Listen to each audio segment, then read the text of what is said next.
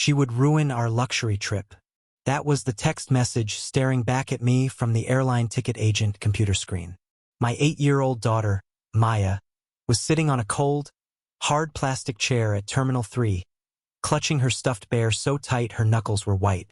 Tears were streaming down her face, drying on her cheeks in salty trails. My own parents, the people who had promised her the vacation of a lifetime to the Maldives for months, had abandoned her at the boarding gate.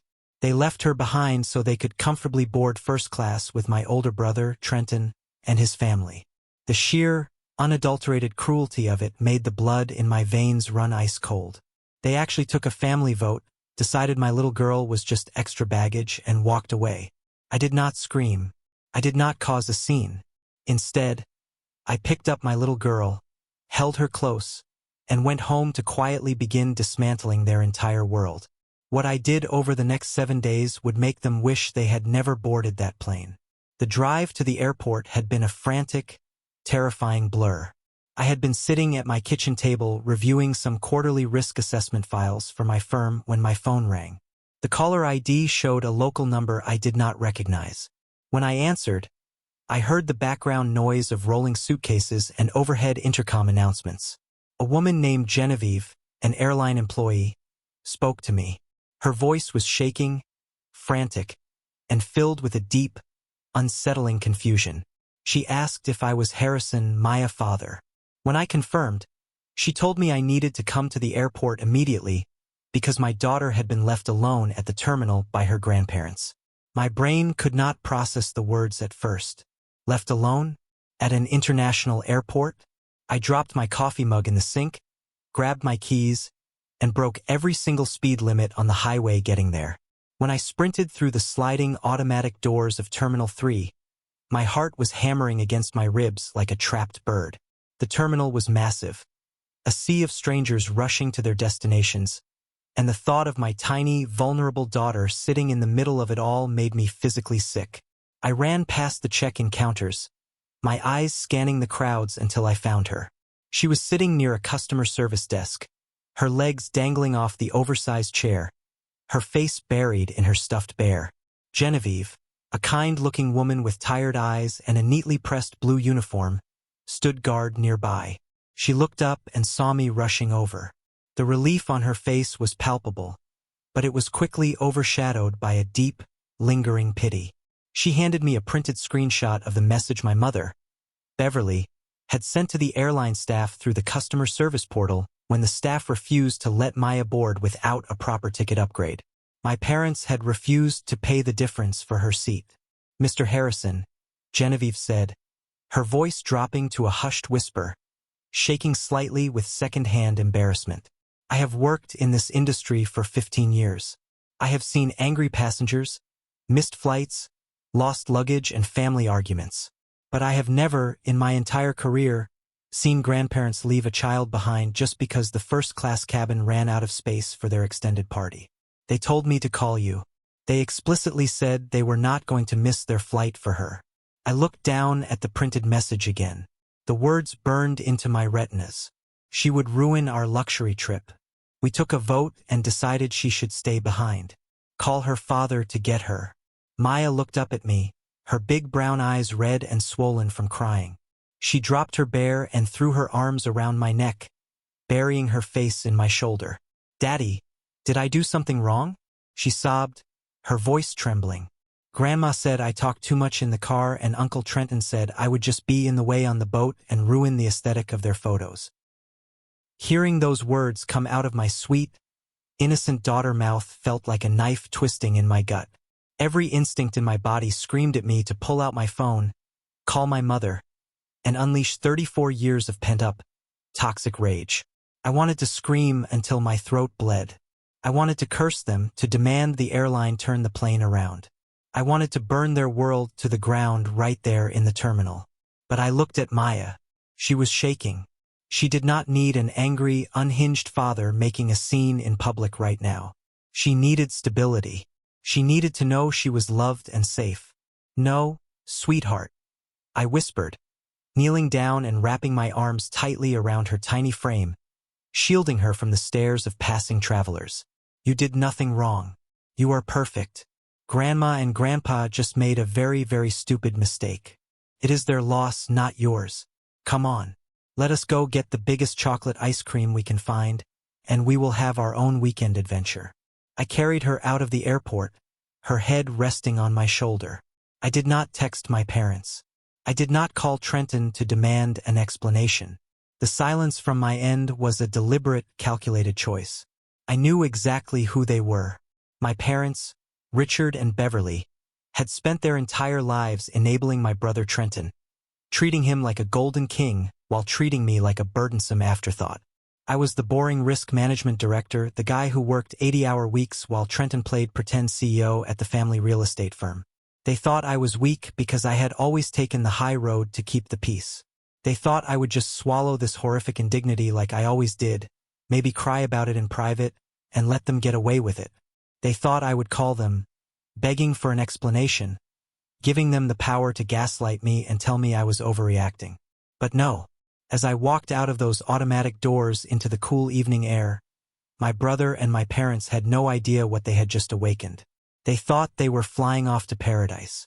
They did not know that they had just signed the death warrant for their entire luxurious, fake lifestyle. They thought I would just be sad. But they were about to meet a version of me they never knew existed. Fan Tu Bao Tong Noi Dao 1185-2 that night, after I had finally managed to calm Maya down, feed her ice cream, and get her to sleep in her own bed, I sat alone in the dark of my living room. The house was entirely quiet, save for the rhythmic, hollow ticking of the wall clock in the hallway. I poured myself a glass of ice water, noticing that my hands were still trembling slightly. It was not from sadness. It was from a cold, calculating, and overwhelming rage that was settling deep into my bones. I sat in my armchair, closed my eyes, and my mind became a museum of pain. I found myself walking through the dark corridors of my memories, stopping to examine the exhibits of my family endless, toxic favoritism. Exhibit A was my 16th birthday. I had spent an entire summer working grueling double shifts at a local, run-down diner. I spent 12 hours a day scrubbing grease off floors, flipping burgers, and dealing with rude customers until my clothes permanently smelled like old cooking oil and onions. I was saving up to buy a used car, something incredibly cheap just to get me to school and back so I would not have to walk 3 miles in the snow. I had saved nearly $3,000, keeping it hidden in a shoebox under my bed. But a week before my birthday, Trenton, who was 20 at the time, decided he desperately needed to impress his wealthy fraternity brothers. My parents, who were short on cash at that exact moment because of their own poor financial planning, went into my room while I was at work. They took my cash envelope from my shoebox and used it to buy Trenton a shiny new Rolex watch. When I came home, found the box empty, and confronted them in tears, my father did not even apologize. He told me I was being selfish. He said Trenton needed to project success for his future career, and that I was young and could always just take the bus. They never paid me back a single dime. Exhibit B was my college graduation. I had busted my back to graduate with highest honors, securing a degree in finance while working 2 jobs just to avoid suffocating student debt. I was the first person in our family to graduate with a near-perfect GPA. I had sent them the invitations months in advance, begging them to be there.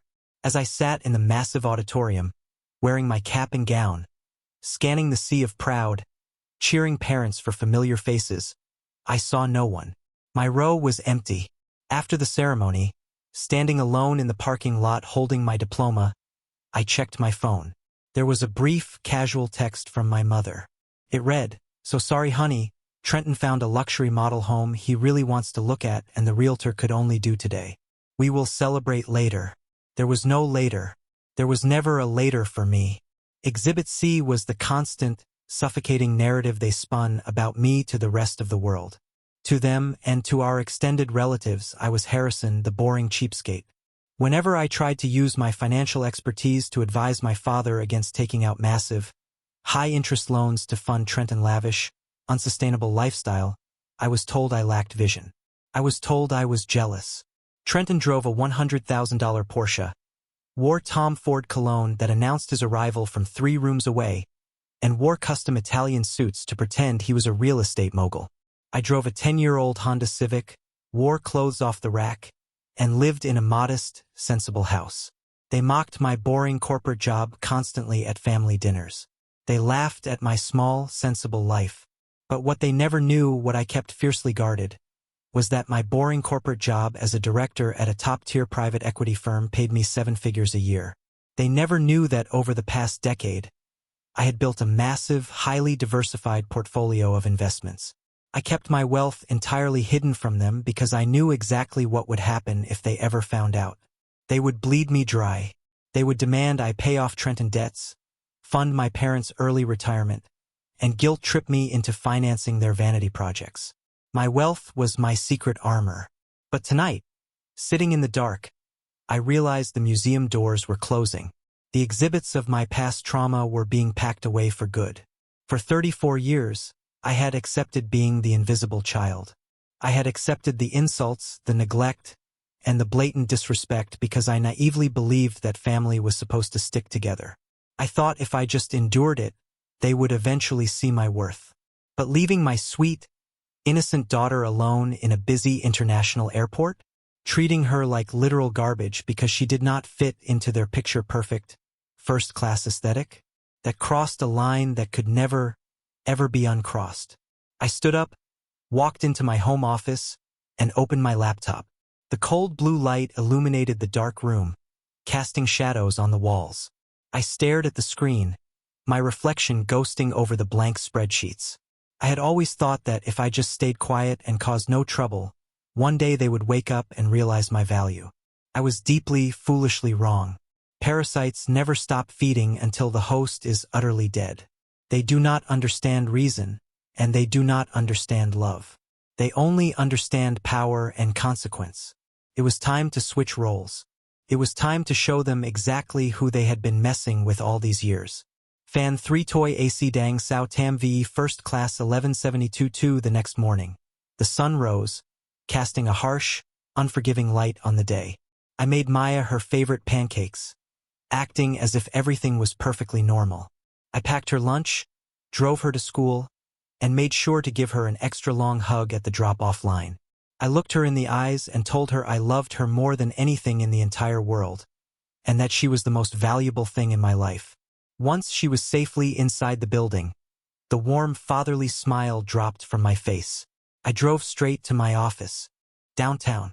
I bypassed the break room, ignored the morning greetings from my colleagues, walked into my private office, locked the heavy wooden door behind me, and closed the blinds. It was time to hunt. The real estate market had been in a severe downturn for the past 18 months.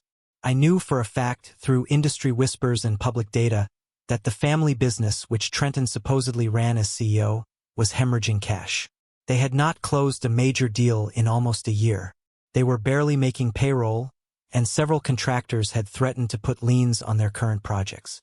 Yet, somehow, my parents, Trenton, his wife Camilla, and their 2 incredibly spoiled kids had managed to secure 5 first-class tickets to the Maldives, plus a 2-week stay at a luxury water villa resort that cost upwards of $5,000 a night. I sat at my mahogany desk and did the rough math in my head. The long-haul first-class flights alone for 5 people would have cost around $60,000. Add in the luxury resort, the private boat transfers, the expensive dining, and the inevitable shopping, and the entire trip was easily a $120,000 affair. Where in the world did they get that kind of liquid cash when their company accounts were constantly overdrawn and my father was constantly complaining about the economy?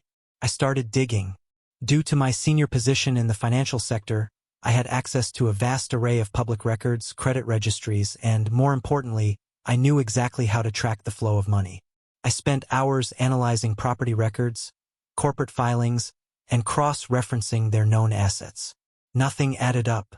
No new mortgages were taken out. No properties were recently sold. Then, a sudden, horrifying thought struck me like a physical blow.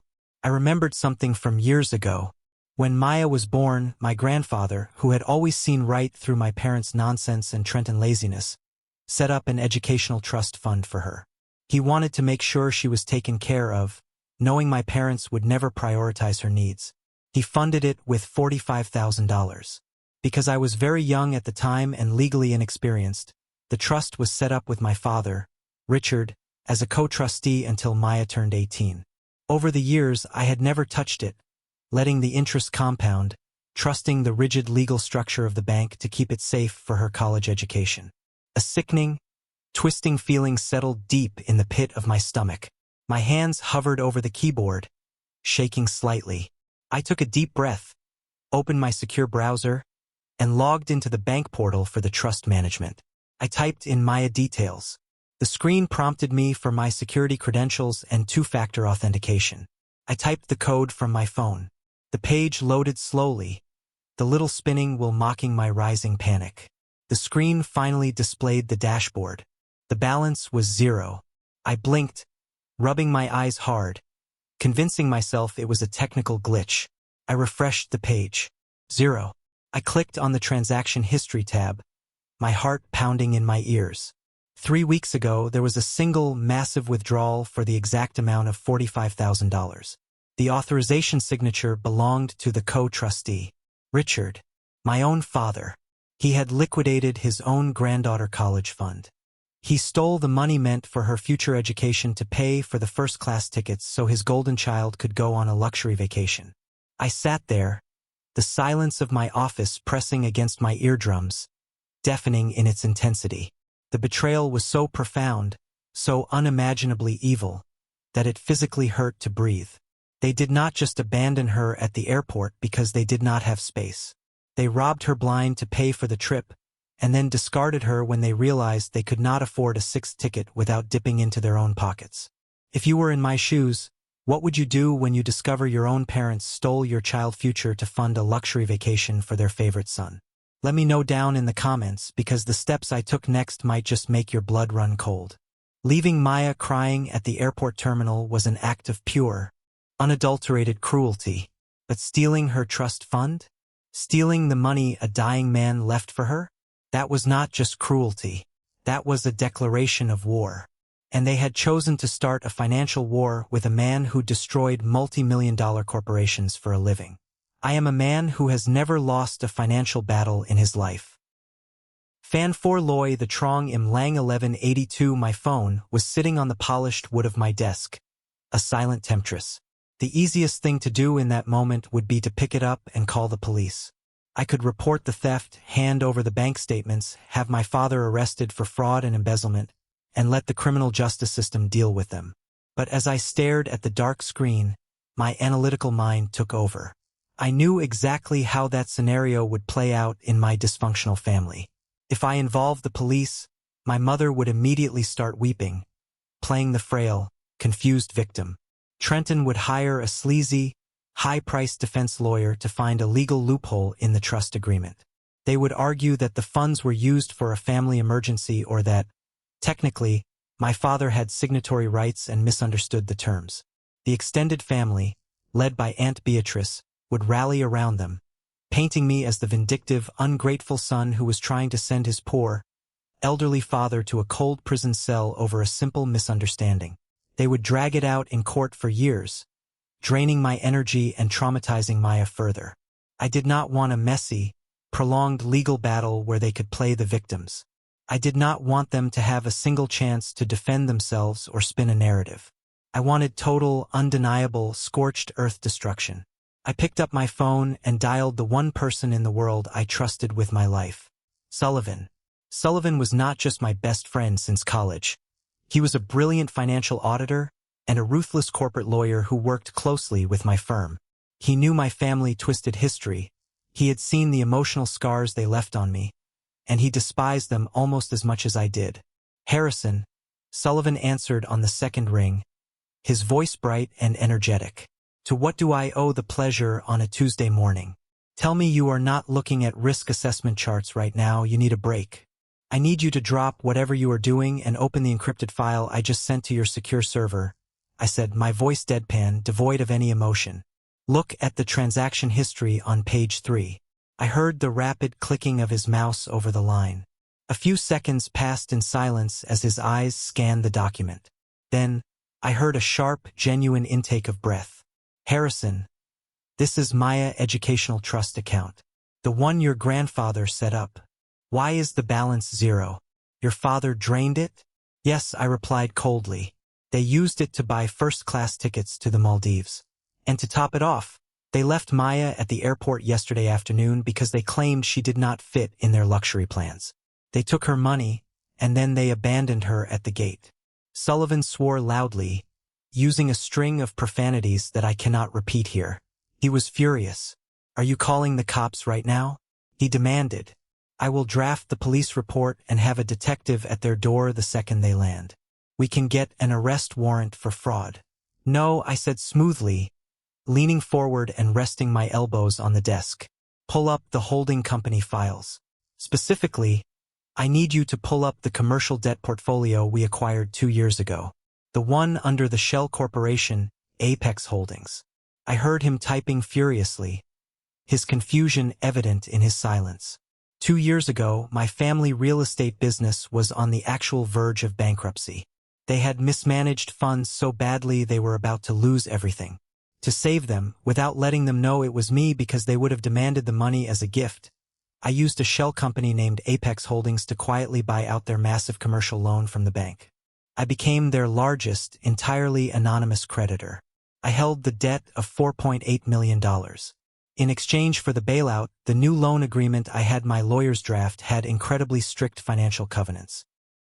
I have it on my screen, Sullivan said, his tone shifting from angry friend to razor-sharp lawyer. He read through the dense legal clauses, scanning the text. And then, I heard him let out a cold, sharp laugh that echoed through the phone. Harrison, do you realize what they have done?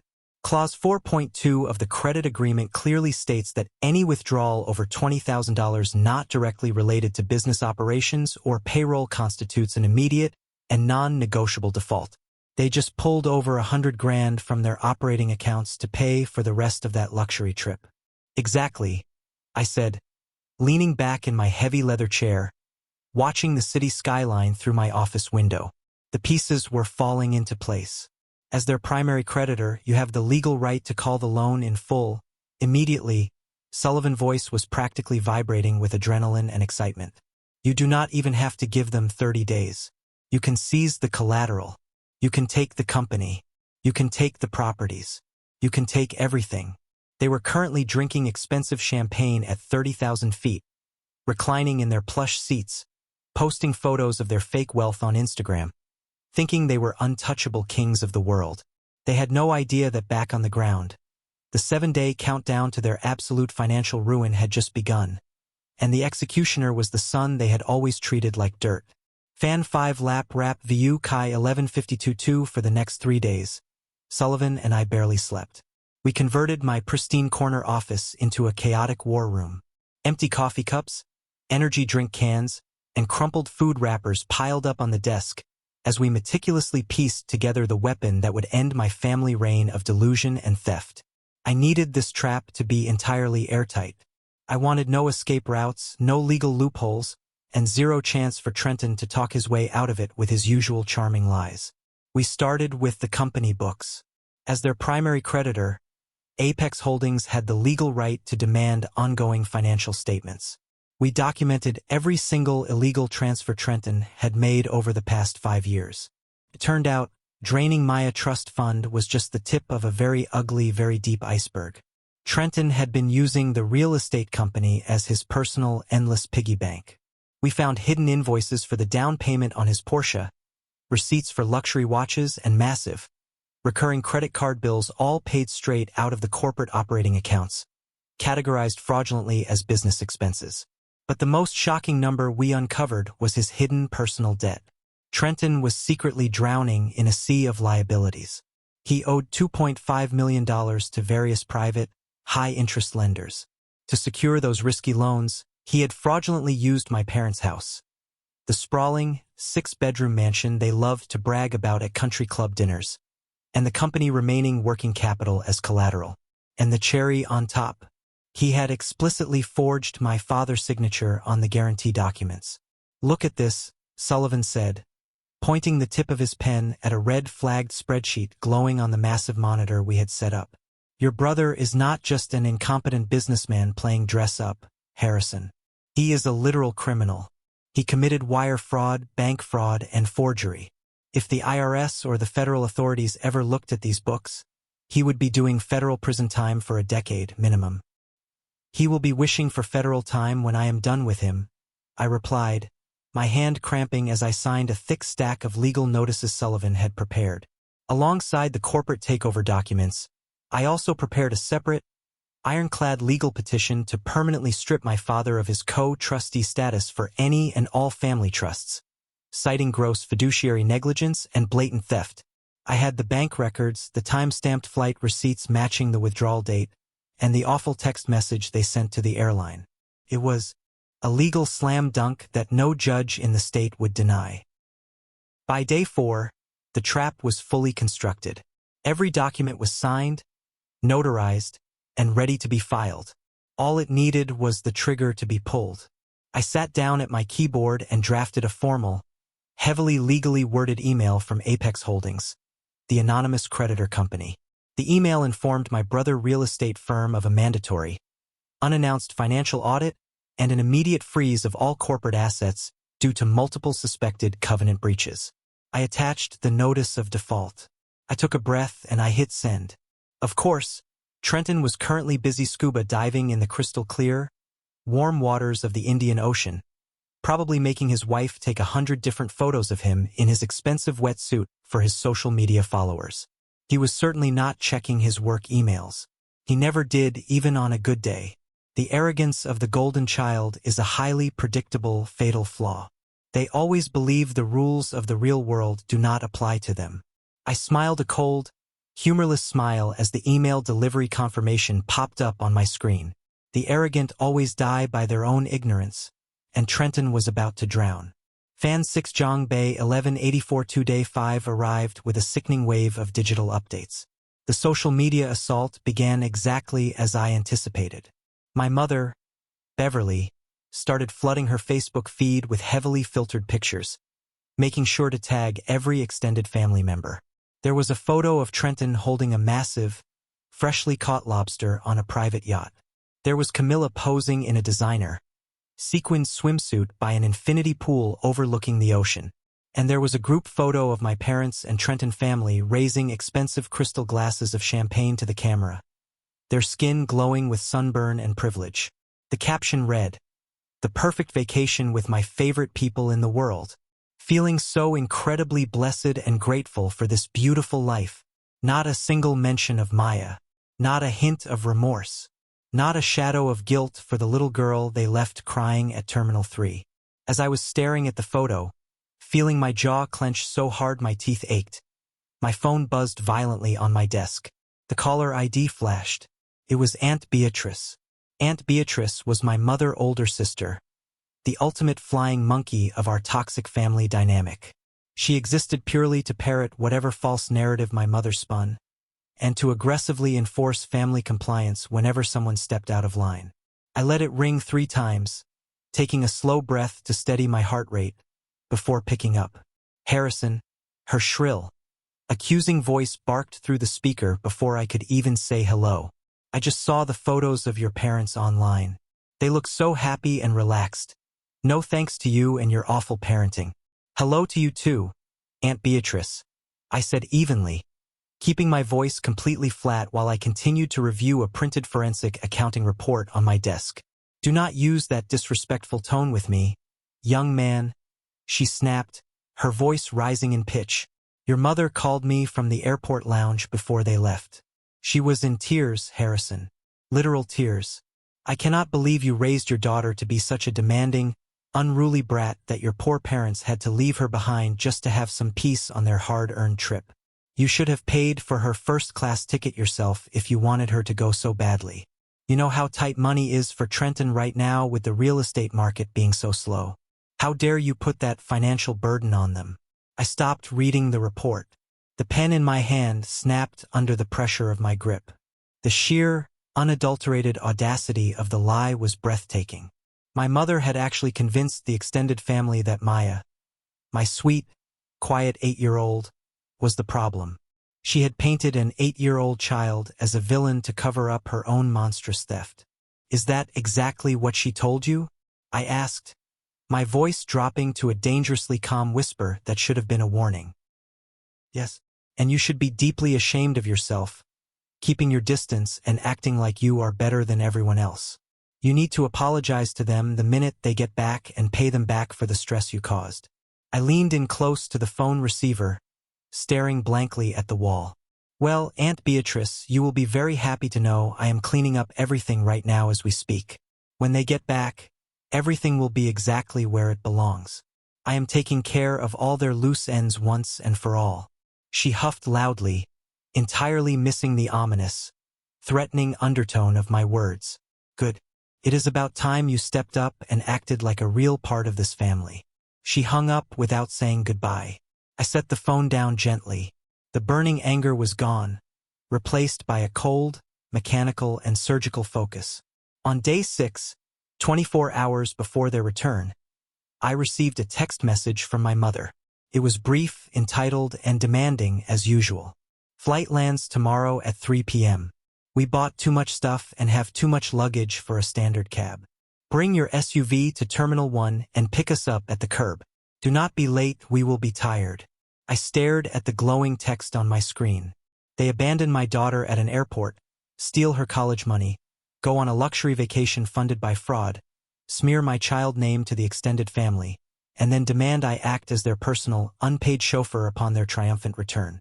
I typed my reply slowly, savoring every single keystroke. Someone will be there to pick you up. I hit send. And oh, there certainly would be someone to pick them up at Terminal 1. It just was not going to be me.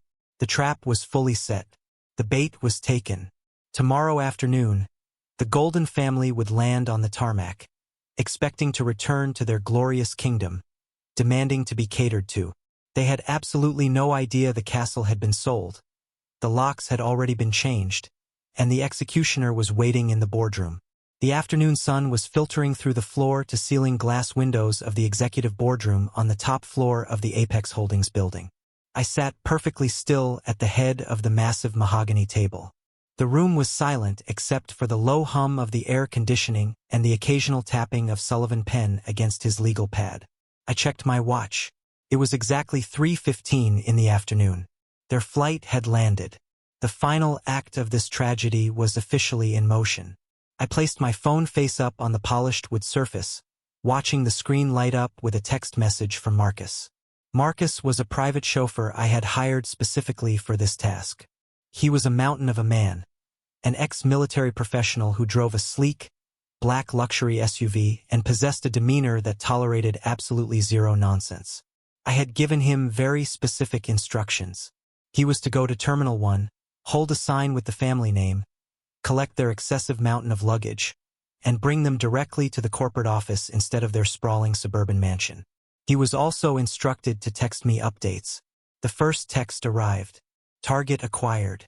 They are complaining about the heat and asking why you are not here. I smirked, staring at the glowing letters. I could picture it perfectly. My mother, Beverly, sweating in her designer resort wear, huffing in indignation because her boring, reliable younger son had not dropped everything to carry her bags. I could see Trenton, tanned and arrogant, snapping his fingers at Marcus, demanding to know why the air conditioning in the SUV was not already blasting at maximum capacity. They were so predictable, so utterly blind to their own entitlement. Another text vibrated on the table 10 minutes later. They are in the car. The older woman is talking loudly about how you are probably too busy counting pennies to bother picking up your own family. The younger man is bragging about a seafood dinner they had. ETA 25 minutes. I slid the phone across the table to Sullivan. He read the messages, shook his head in disbelief, and straightened his tie. They are really living in a completely different reality, are they not? Sullivan asked, his voice filled with a mixture of amusement and deep disgust. They steal from a child, go on a luxury vacation, and then complain that you are not acting like a grateful servant. It is almost clinical narcissism. I leaned back in the heavy leather chair, steepling my fingers together. They have never had to face a single consequence in their entire lives, Sullivan. My parents shielded Trenton from every mistake he ever made, and they used me as the meat shield to absorb the impact. Today, the shield is gone. Today, they hit the concrete. The minutes ticked by in agonizingly slow motion. I felt a strange sense of calm wash over me. For 34 years, my heart would race with anxiety whenever I had to confront my family. I would sweat, my voice would shake, and I would eventually cave to their demands just to keep the peace. But sitting in that boardroom, surrounded by ironclad legal documents, bank statements, and the absolute certainty of my own power, I felt nothing but a cold, surgical precision. The boy who cried over a stolen birthday fund was dead. The man who was about to systematically dismantle a toxic empire had taken his place. At 3:50, my phone buzzed one last time. We are in the parking garage, heading to the elevator. I nodded to the two large corporate security guards standing quietly by the double doors of the boardroom. They stood a little taller, crossing their arms. Sullivan opened his leather briefcase and spread the documents out across the table in neat, terrifyingly organized stacks. Down in the main lobby, the scene unfolded exactly as I knew it would, captured on the building security cameras that I had pulled up on my laptop screen. The elevator doors slid open, and the Golden family spilled out. Trenton was wearing a brightly colored linen shirt halfway unbuttoned, looking like a bad advertisement for a midlife crisis. Camilla, his wife, trailed behind him, looking annoyed while wrangling their two sunburned, exhausted children. My parents walked proudly in the center, looking around the lobby as if they owned the very air in the building. They marched straight toward the main glass doors of the real estate firm office suite. Trenton confidently pulled out his corporate keycard, the one that gave him unlimited access to the kingdom he had run into the ground. He swaggered up to the scanner and swiped the card. A sharp, high-pitched beep echoed in the lobby. The little light on the scanner flashed a solid, angry red. The glass doors remained firmly locked. Trenton frowned, looking at the card as if it had personally insulted him. He swiped it again, faster this time. Another angry red flash. Another beep of denial. He let out a loud sigh of exasperation and started slapping the card against the scanner. I watched on the camera as his face began to turn an ugly shade of purple. He started pounding his fist against the thick glass, shouting at the confused receptionist sitting at the front desk inside. "Open the damn door, Susan," he yelled, his voice muffled through the glass but clear enough to read his lips. "My card is broken. Open it up." My father, Richard, stepped forward, his face flushed with embarrassment and anger. He started gesturing wildly at the receptionist, demanding she override the system. They were making a massive scene, throwing a collective tantrum because the universe had dared to tell them no. I closed the laptop screen. The show in the lobby was over. It was time for the main event. I gave a slight nod to the security guard nearest the door. "Bring them in." The guard pressed a button on his radio. A moment later, the double doors of the boardroom swung open. The receptionist practically ran into the room, looking terrified, followed closely by the entire furious family. "What the hell is going on with the security system?" Trenton barked, storming into the room before he even realized who was sitting at the table. He was looking down at his phone, already dialing the IT department. "And who ordered a car to bring us to the office? We wanted to go home and sleep off the jet lag." My mother pushed past him, holding her designer handbag like a shield. She looked around the imposing boardroom, her eyes finally landing on me sitting calmly at the head of the table. She froze. Her jaw dropped slightly. "Harrison," she said, her voice dripping with confusion and immediate irritation. "What are you doing here? Are you doing the quarterly bookkeeping for Trenton again? Look, we are entirely too tired for a financial update right now. Tell the driver to take us back to the house immediately." I did not move. I did not speak. I simply sat there, my hands folded on the table, staring at her with dead, unblinking eyes. Trenton finally looked up from his phone, realizing I was in the room. He let out a condescending scoff. "Oh great, the cheapskate is here to complain about the budget again. Listen, Harrison, I am the CEO. I do not have time for your little spreadsheets today. We just got off a 15-hour flight, Pack up your stuff and get out of my boardroom. I slowly unclasped my hands. I placed my right index finger on the top sheet of the massive $4.8 million loan agreement. I tapped the thick paper twice. The sound echoed in the silent room. "Welcome back," I said, my voice echoing off the glass walls, smooth and cold as ice. "Take a seat, my dear debtors. We have a lot of things to discuss about your future." Fan 8 Gwyn Luke Tuet Doi 12-10-2. The silence that followed my words was heavy and suffocating. The kind of silence that precedes a massive car crash. Trenton's face contorted into a mask of pure, unadulterated rage. He took 3 aggressive steps toward me, his hands balling into fists. He was so used to intimidating me, to using his physical size and loud voice to bully me into submission, that it was simply his default setting. "Who the hell do you think you are calling a debtor?" Trenton spat, leaning over the table, his veins popping in his neck. "You work in a cubicle, Harrison. You are a glorified calculator. Do not ever speak to me like that in my own building. Get out of my chair before I have security throw you out onto the street." Before I could even blink, the 2 massive security guards stepped forward from the shadows, placing their hands firmly on the handles of their batons. They flanked Trenton, staring him down with cold, professional menace. "Sir," one of the guards warned, his voice a low rumble, "I suggest you step back from the table immediately and lower your voice." Trenton froze, looking between the guards and me in total shock. His brain was failing to process the power dynamic shift. He slowly took a step back, his bravado crumbling like dry dirt. My father, Richard, finally found his voice. He stepped in front of his precious golden child, puffing out his chest. "Harrison, what is the meaning of this? Why are these thugs threatening your brother? I demand you explain yourself right now, or I am calling your mother to deal with you." I let out a short, humorless laugh. "Sullivan, if you would be so kind as to explain the situation to the former CEO and his enablers." Sullivan stood up smoothly, buttoning his suit jacket. He looked at my family with the kind of clinical detachment a scientist reserves for an interesting insect. "Good afternoon. My name is Arthur Sullivan. I am the lead corporate counsel for Apex Holdings." The name meant nothing to them initially. They just stared blankly. "Apex Holdings," Sullivan continued, pacing slowly beside the table, "is the private investment firm that purchased the entirety of your commercial debt portfolio 2 years ago, when this real estate firm was 30 days away from complete bankruptcy and foreclosure. Apex Holdings holds the note on your $4.8 million loan." My father's face went slightly pale, but he tried to maintain his arrogant posture. "So what? We pay our monthly minimums. We have an agreement with the bank. You cannot just lock us out of our own offices."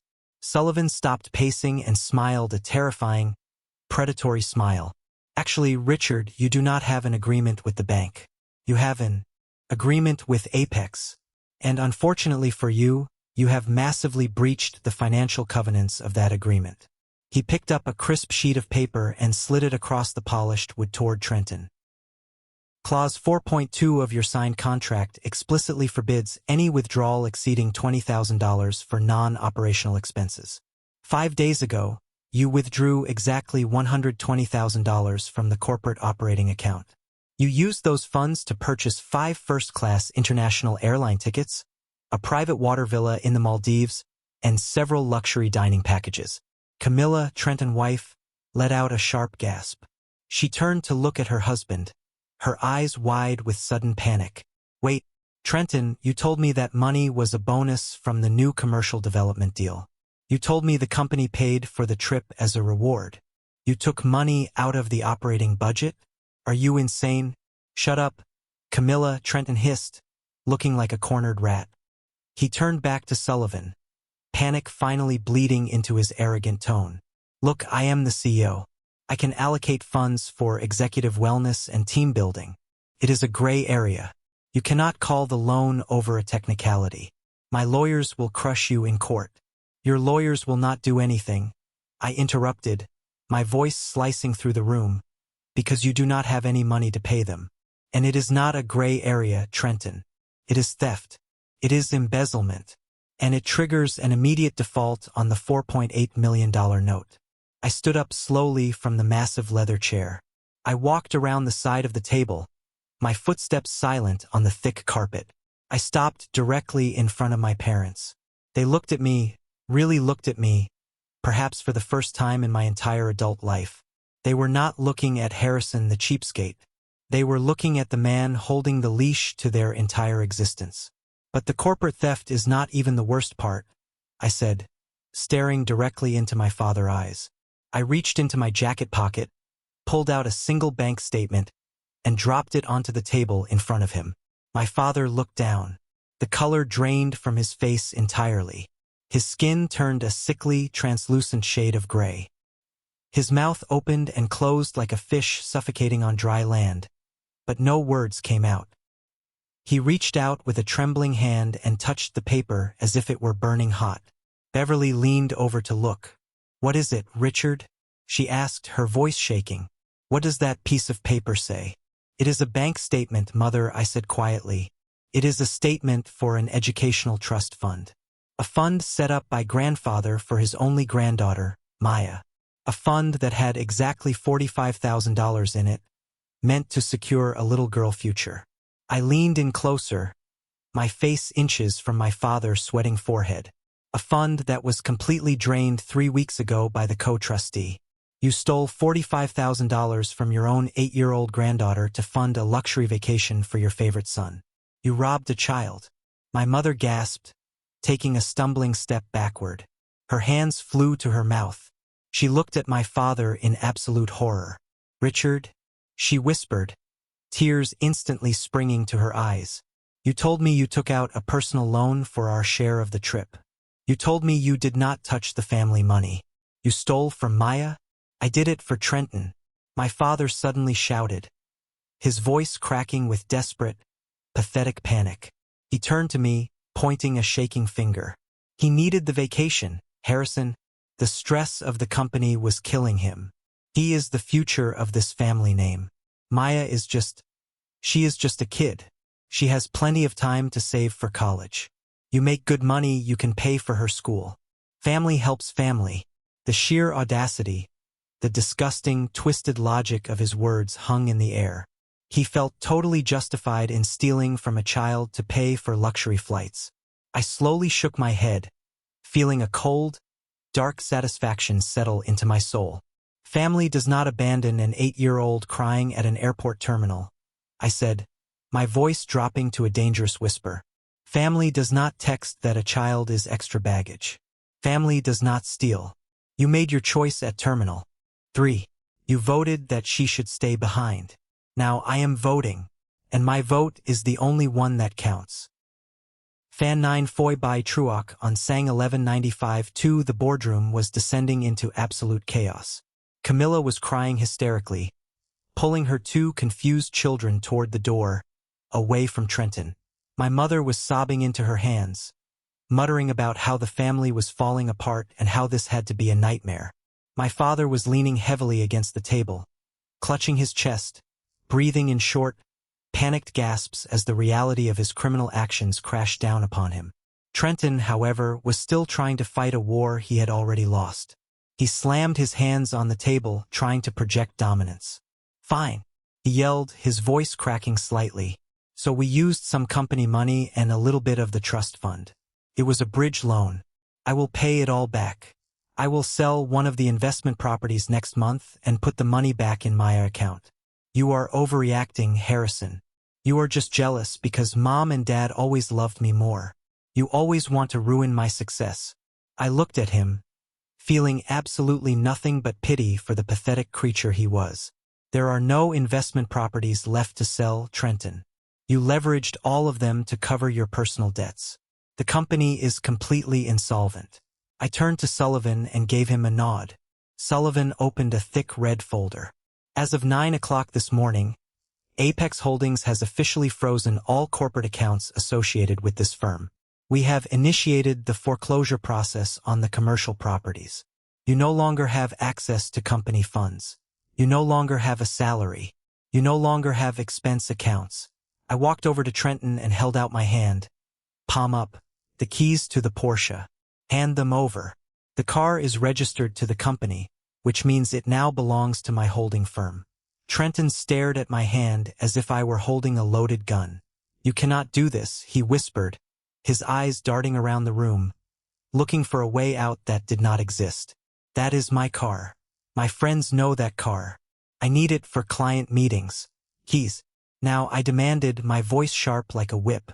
Or the security guards will physically remove them from your pockets and we will add vehicle theft to the list of charges I am preparing for the police. Trenton's hands shook violently as he reached into his pocket.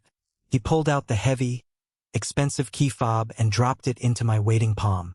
It landed with a satisfying thud. Now for the final piece of business, I said, turning my attention back to my father, who looked like he had aged 20 years in the last 20 minutes. You stole $45,000 from a minor trust fund. That is a federal crime. It carries a significant prison sentence. My father fell to his knees. He actually dropped to the floor, grasping at the fabric of my suit pants. Harrison, please, he begged, tears streaming down his wrinkled face. Please do not send me to jail. I am an old man. I have high blood pressure. I will not survive in prison. Please, you have to forgive me. I am your father. I gave you life. I looked down at the man who had ignored my graduation, who had stolen my hard-earned savings to buy a watch for his favorite son, who had left my daughter crying alone in an airport. I felt no sympathy. I felt no mercy. You have exactly 24 hours, I said, looking down at him. 24 hours to wire exactly $45,000 into the new, highly secure trust account my lawyers have established for Maya. If the money is not in that account by 3:15 tomorrow afternoon, Sullivan will hand over the complete audit file, the bank statements, and the video evidence of your confession in this room directly to the FBI White-Collar Crime Division. 24 hours? My mother shrieked, dropping her handbag. Harrison, how are we supposed to come up with that kind of cash in one day? All our money is tied up in the house and the company. We do not have 45 grand sitting in a checking account. That sounds like a severe personal problem. Beverly, I replied coldly, using her first name for the first time in my life. Maybe Trenton can sell his Rolex collection. Maybe you can pawn your designer bags. Maybe you can sell the antique furniture in the mansion before the bank forecloses on it. I do not care if you have to stand on a street corner and beg with a cardboard sign. 24 hours. Not 1 minute more. I turned my back on them. I walked toward the boardroom doors. Security, I said, looking at the two guards. Please escort these former employees off the premises. Make sure they do not take anything that belongs to the company.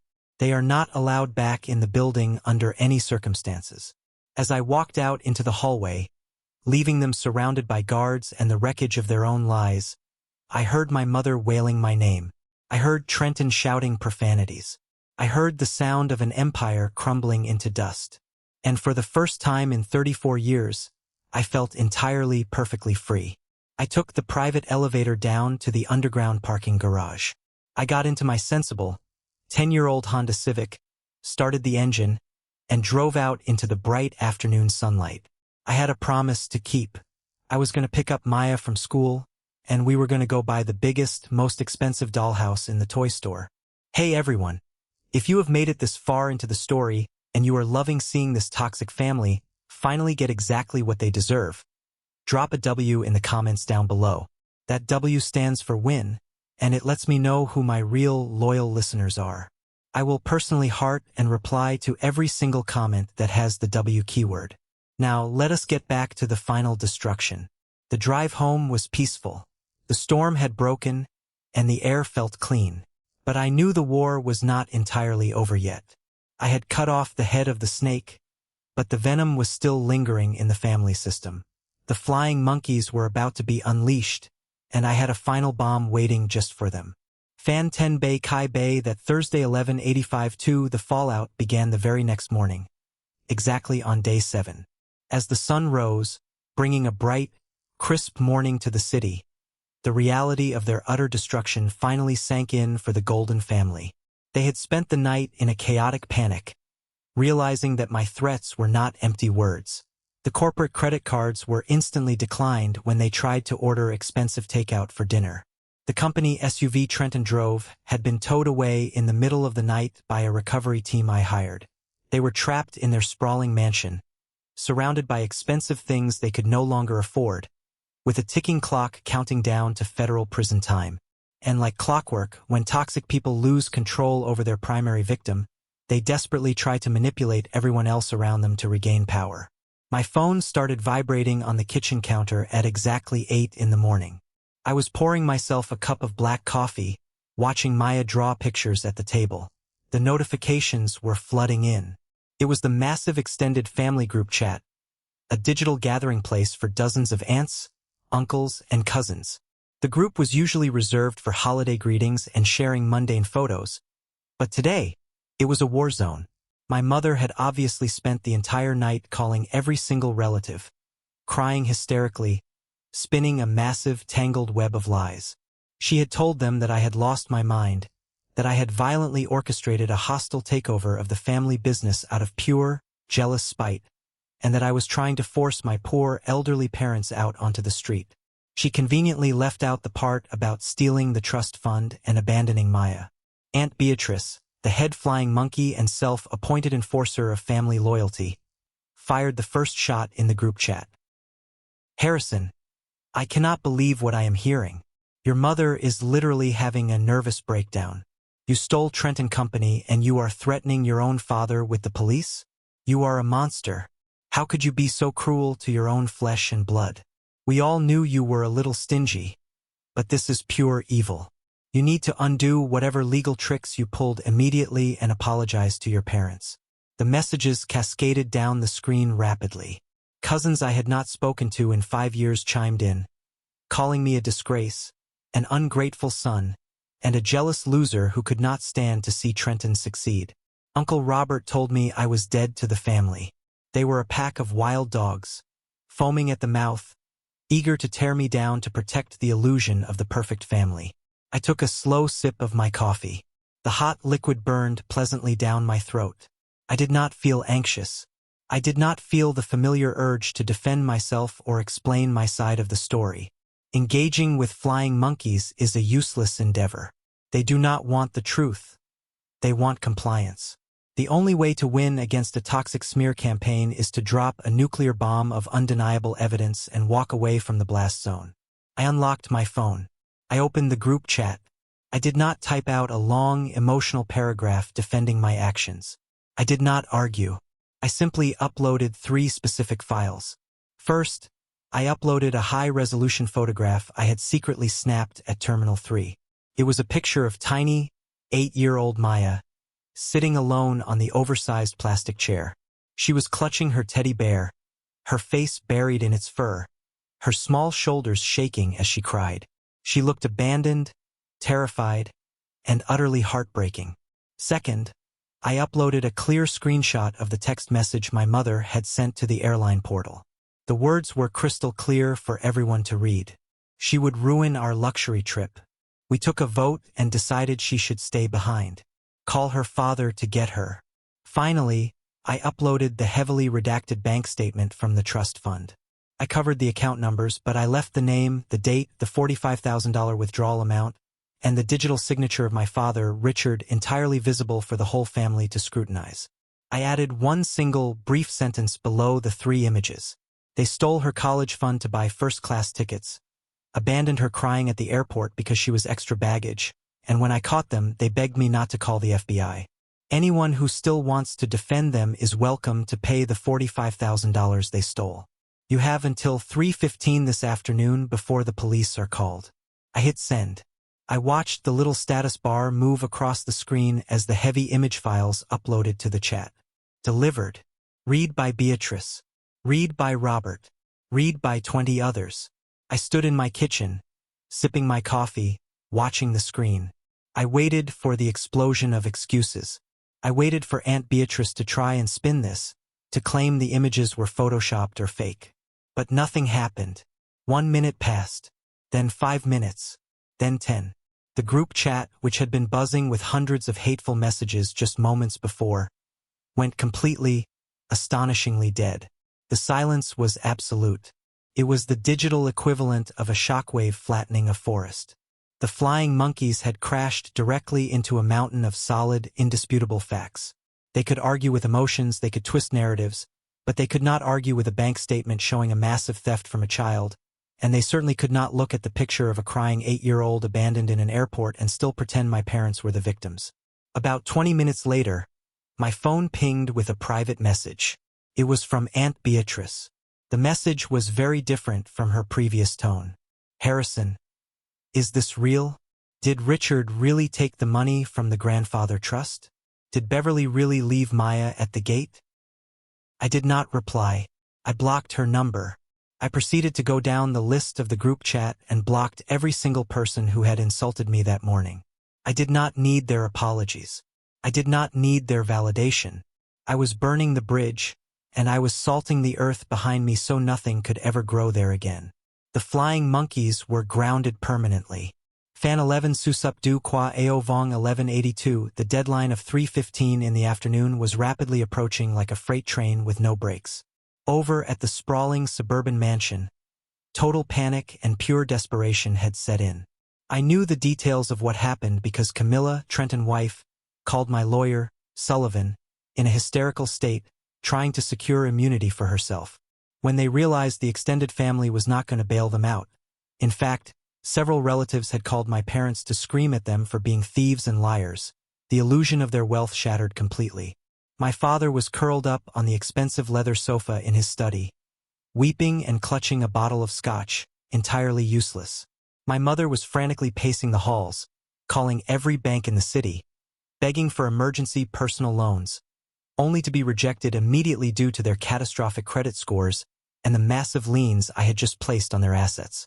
Trenton, the golden boy who always had everything handed to him, was finally forced to face the real world. At noon, he was seen frantically driving Camilla's sensible minivan, since the Porsche was gone, to a high-end pawn shop downtown. He carried a duffel bag filled with his collection of Rolex watches, Camilla diamond tennis bracelets, and several designer handbags. He expected to walk out with 50 grand easily. He was brutally awakened to the reality of depreciation. The pawnbroker offered him $30,000 for the entire lot. Trenton screamed, argued, and threatened, but eventually, with the threat of federal prison hanging over his father's head and his own complicity in the fraud, he took the cash. They had to drain Camilla's tiny personal savings account and borrow $5,000 from her furious parents just to cross the finish line. At exactly 3:10, 5 minutes before my deadline, Sullivan sent me a secure message. The wire transfer had cleared. The $45,000 was safely deposited into my new, impenetrable trust account. I let out a long breath I did not realize I had been holding. The money was back. My future was secure. The first phase of the execution was complete. But the destruction of their toxic lifestyle was just beginning. Over the next few weeks, the rapid, merciless collapse of their false empire was spectacular to watch from a distance. Because the company accounts were frozen and the commercial loans were in default, the real estate firm officially filed for bankruptcy. The doors were padlocked. The employees were let go. The luxury properties they were trying to develop were seized by the banks and sold at auction for pennies on the dollar. Since Trenton had fraudulently used my parents' mansion as collateral for his personal, high-interest loans, the private lenders came collecting immediately. The foreclosure process was swift and brutal. My parents were given 30 days to vacate the 6-bedroom, custom-built estate they had lived in for 2 decades. I did not intervene. I did not offer a dime of help. I watched from afar as moving trucks pulled up to the grand driveway, hauling away cheap boxes filled with whatever belongings the banks did not seize. They were forced to move into a cramped, 2-bedroom apartment on the rougher side of town, a place that smelled of stale cigarettes and damp carpet.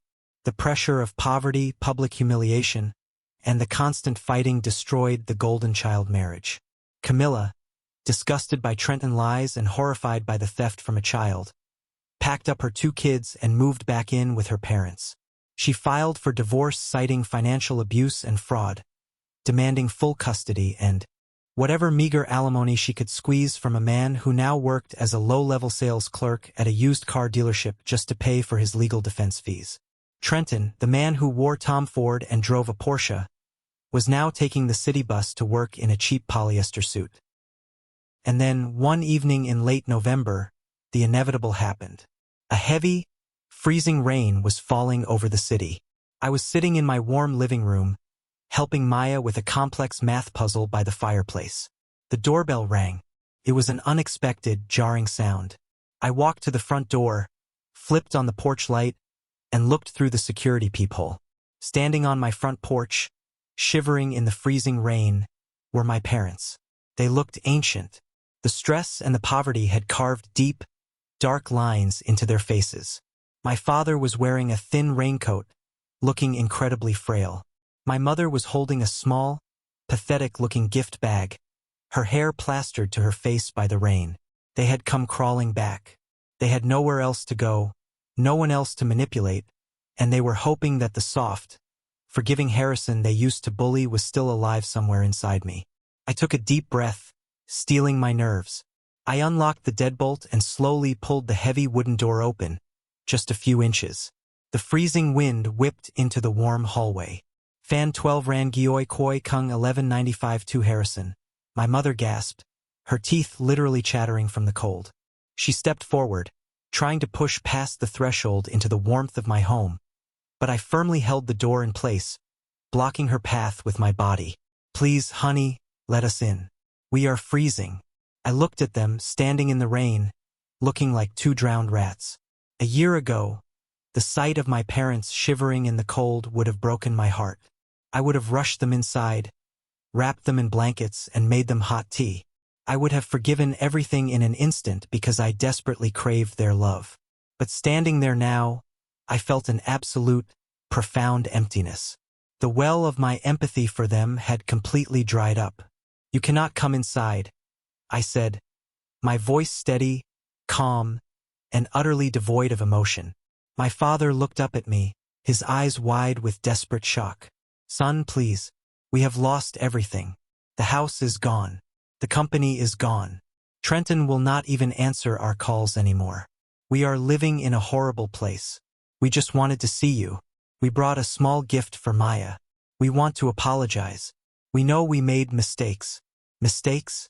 I repeated, the word tasting like ash in my mouth. Forgetting a birthday is a mistake. Taking a wrong turn on the highway is a mistake. Stealing $45,000 from your granddaughter Future and abandoning her in an international airport because you wanted extra legroom on a flight is not a mistake. It is a choice. It is a reflection of exactly who you are. My mother started crying, the tears mixing with the freezing rain on her cheeks. We were under so much stress, Harrison. We were not thinking clearly. We love you. We love Maya. We are family. You cannot just throw us away like garbage. Please, we have nothing left. We just need a little help to get back on our feet. A small loan just until we find better jobs. There it was. The truth always bleeds through the disguise. They did not come out in the freezing rain because they missed me. They did not come because they genuinely felt remorse for traumatizing my daughter. They came because the ATM was closed, the golden child was broke, and they needed a new host to parasitize. I looked at the pathetic gift bag shaking in my mother's hand. I thought about Maya, sitting safely inside by the fire, entirely unaware of the monsters standing on our porch. Do you remember what you texted the airline, Mother? I asked, my voice cutting through the sound of the falling rain. I remember every single letter of it. You said she would ruin your luxury trip. You said you took a family vote. Harrison, please, that was taken out of context. She sobbed, trying to reach out and touch my arm. I stepped back, avoiding her touch as if she were diseased. No, it was perfectly in context. You told the world she was just extra baggage. Well, look at you now. You are standing in the freezing rain, begging the son you despised for money. You have absolutely nothing. And my daughter? She is inside, warm, happy, and wealthy. I began to slowly close the door. You said she was extra baggage, I repeated, looking them dead in the eyes for the very last time. And I am sorry, but I do not have any room in my life for extra baggage anymore. Our flight is fully booked. Do not ever come to this house again. Harrison, no. My father screamed, slamming his hands against the wood. I closed the door firmly until it clicked shut. I reached up and turned the heavy brass deadbolt, the sound echoing with finality in the quiet hallway.